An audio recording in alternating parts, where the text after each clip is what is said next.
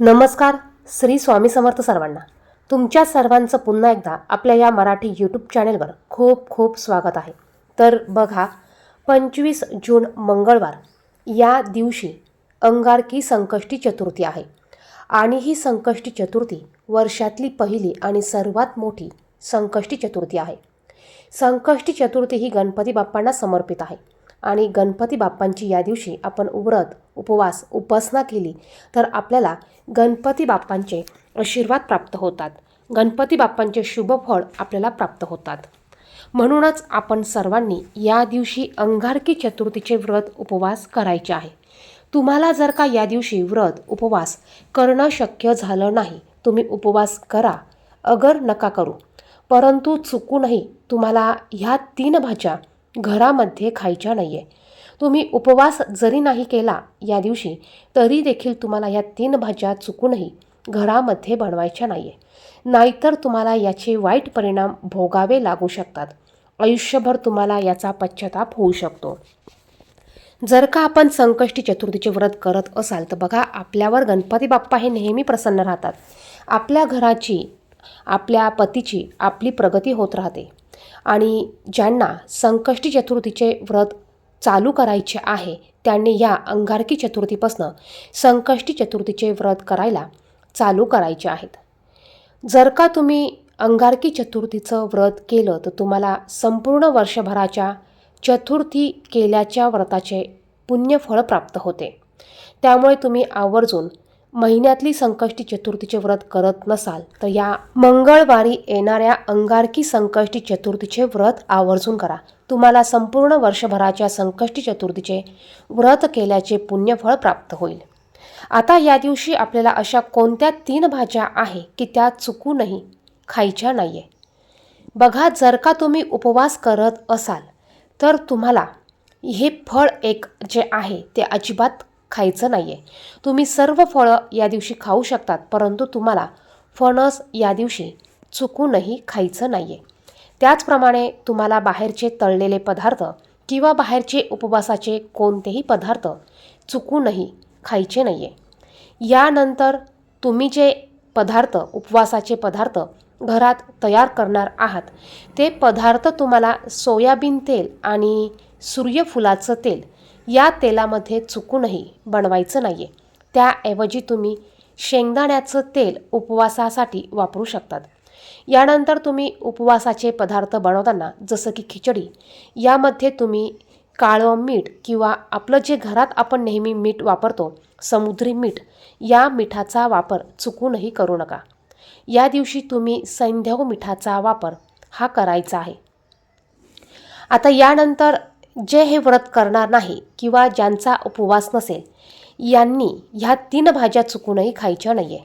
त्या म्हणजे फळामध्ये त्यांना फणस चुकूनही खायचं नाही आहे.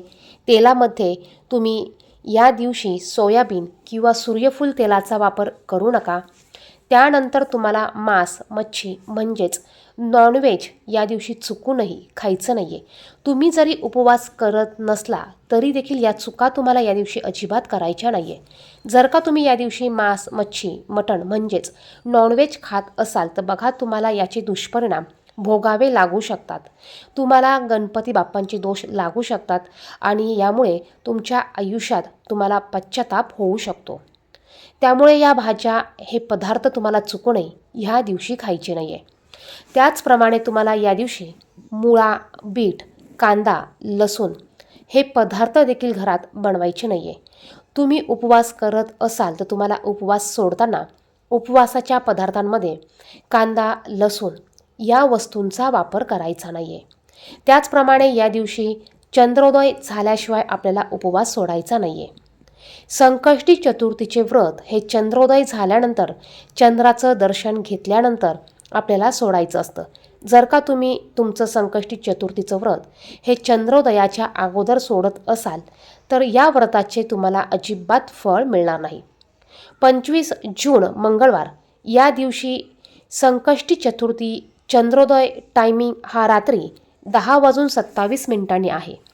या संकष्टी चतुर्थीला चंद्रोदय थोडा उशिरा असल्यामुळे आपल्याला चंद्रोदयापर्यंत वाट पाहावी लागणार आहे. त्यामुळे आपण या दिवशी चंद्रोदय झाल्यावर 10:30 नंतर उपवास हा सोडायचा आहे. त्याचप्रमाणे आपल्याला या दिवशी सकाळी लवकर उठायचं आहे. गणपती बाप्पांची पंचोपचारे पूजा करायची आहे.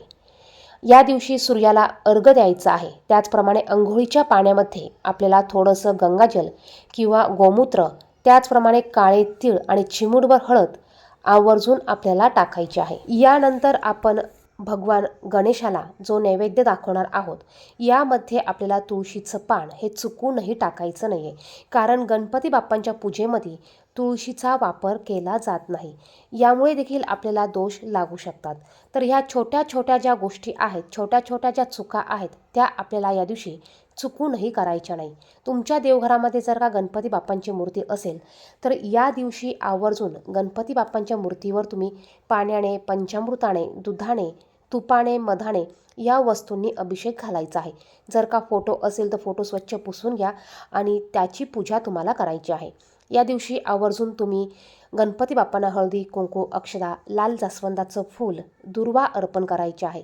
मोदकाचा नैवेद्य अर्पण करायचा आहे किंवा गुळ खोबऱ्याचा किंवा खडीसाखरेचा नैवेद्य अर्पण करायचा आहे. आणि रात्री आरती झाल्यानंतर तुम्हाला तुमचा चंद्रोदय झाल्यानंतर उपवास सोडायचा आहे. त्याचप्रमाणे तुम्ही अत्यंत प्रभावी असे उपाय देखील या दिवशी आवर्जून करायचे आहेत. तर व्हिडिओमध्ये सांगितलेली माहिती आवडली तर व्हिडिओला लाईक करा, शेअर करा. चॅनेलवर नवीन असाल तर चॅनेलला सबस्क्राईब करा. कमेंट बॉक्समध्ये श्री स्वामी समर्थ, त्याचप्रमाणे श्री गणेशाय नमः नक्की लिहा. धन्यवाद. श्री स्वामी समर्थ.